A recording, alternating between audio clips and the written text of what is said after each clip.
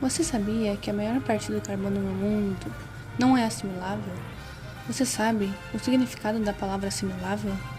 Boa noite, eu sou a Teresa e vou responder essas dúvidas com o tema de hoje, o ciclo do carbono. Então, vamos lá!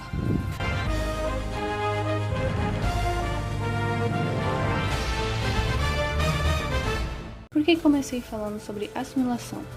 Bom, o carbono é um elemento estrutural de moléculas biológicas e um carreador de energia. Isso é muito importante para o funcionamento celular, já que o carbono está presente na estrutura de provavelmente todas as moléculas, organelas e substâncias para a existência e manutenção da célula. No caso do carreador de energia, o carbono é importante para as reações que gastam ATP. ATP é a molécula capaz de reter a energia que pode ser utilizada para reações ativas, que precisam de energia. Além disso, para ter noção da importância do carbono, todas as moléculas orgânicas são compostas por ele como elemento central. Por isso, é importante comer alimentos que tenham carbono assimilável, como carboidrato, que é fonte de energia. No início, eu comecei perguntando se você sabia que a maior parte do carbono no mundo não é assimilável. Ou seja, a maior parte do carbono está na atmosfera, junto com o oxigênio, na forma de gás carbônico, ou nas rochas, em forma de carbonatos, ou dissolvidos nos oceanos, em forma de bicarbonato. São diferentes formas de carbono não assimilável. Mas o carbono assimilável? Como faz para o carbono ser palatável, que a gente possa comer? Qual é o elemento químico para formar um carboidrato? Quem respondeu água está um pouco errado, mas quem respondeu hidrogênio está certo. Quem respondeu água está um pouco errado porque hidrogênio faz parte da molécula de água, mas não é só hidrogênio, tem oxigênio, né? Vocês entenderam? E o processo que faz a molécula inorgânica ser orgânica se chama fixação de carbono, porque ele deixa de ser volátil. Em outras palavras, não deixa o carbono fugir. Por falar em água, deixa eu tomar uma aguinha aqui rapidinho para me refrescar. No primeiro episódio dessa sequência, eu falei sobre a água, que controla a temperatura mundial. O carbono também faz isso. Quanto mais carbono na atmosfera, mais quente o mundo fica. E a partir daí, você faz ideia do motivo de estarmos num evento de aquecimento global? Se você acredita nisso. Se você não acredita, pode parar de ouvir meu podcast aí, por favor, tá? O mundo está esquentando, porque estamos desequilibrando o ciclo do carbono. O ciclo do carbono tem parte abiótica e tem parte biótica. A parte abiótica é o carbono no solo, em forma de rochas, como silicatos e carbonatos, que são consumidos pelo intemperismo e é liberado por atividade vulcânica. A parte biótica é bem simples. O carbono é consumido pelos seres fotossintetizantes, que realizam a fotossíntese, claro. E a fotossíntese, como vocês já devem saber, é o processo que produz o próprio sustento desses seres fotossintetizantes. Eles são muitos trabalhadores, que produzem a glicose. E o carbono, na parte biótica, é liberado pela respiração celular, cujo todos os seres vivos aeróbicos realizam. Agora, o ciclo como um todo, juntando a parte biótica com a parte abiótica, de forma simplificada. Na atmosfera, tem o gás carbônico. E o gás carbônico é consumido pelas plantas e pelos fitoplânctons, pelas algas, por fotossíntese.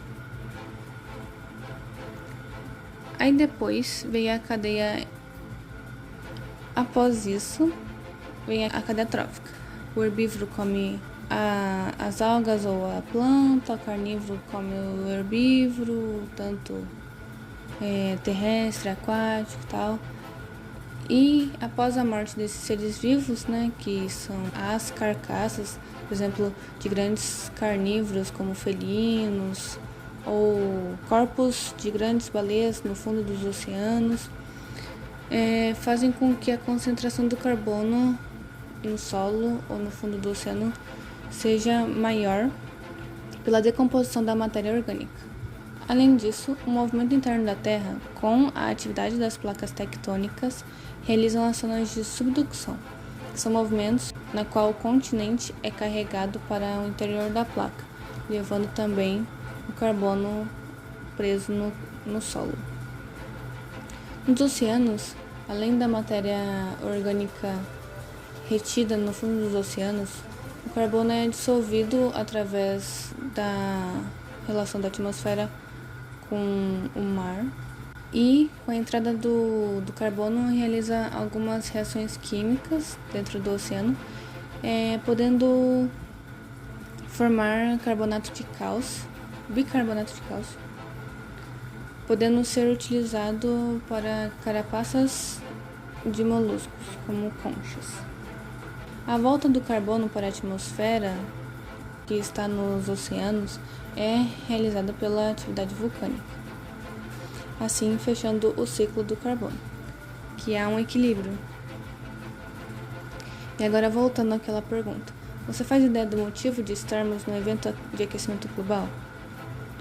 Então, com a retirada e liberação desenfreada do carbono, utilizando combustível fóssil, por exemplo, nós nos tornamos pequenos vulcõezinhos que liberam carbono a todo vapor com os nossos carros. Principalmente quando, naqueles dias estressantes, daquele trânsito, a gente realmente vira um vulcão em erupção. Brincadeiras à parte, entendendo tudo isso, a gente pode focar em como o carbono ajuda na regulação da temperatura. O gás carbônico é um dos gases do efeito estufa. E o que o efeito estufa faz? Quando os raios solares atingem o planeta Terra, uma parcela deles é retida por causa desse efeito estufa. Assim, o planeta é aquecido. Então, se tiver cada vez mais gases do efeito estufa, como o gás carbônico, o mundo vai ficar cada vez mais quente. E você me pergunta, será que dá para diminuir o uso do carbono? A resposta é que a gente precisa urgente reduzir a emissão do carbono. Mas como, você me pergunta? Então, é muito complicado isso daí. E isso não foi o foco do podcast de hoje. Espero tê-lo ajudado. Por hoje é só. Obrigada por me ouvir e fui!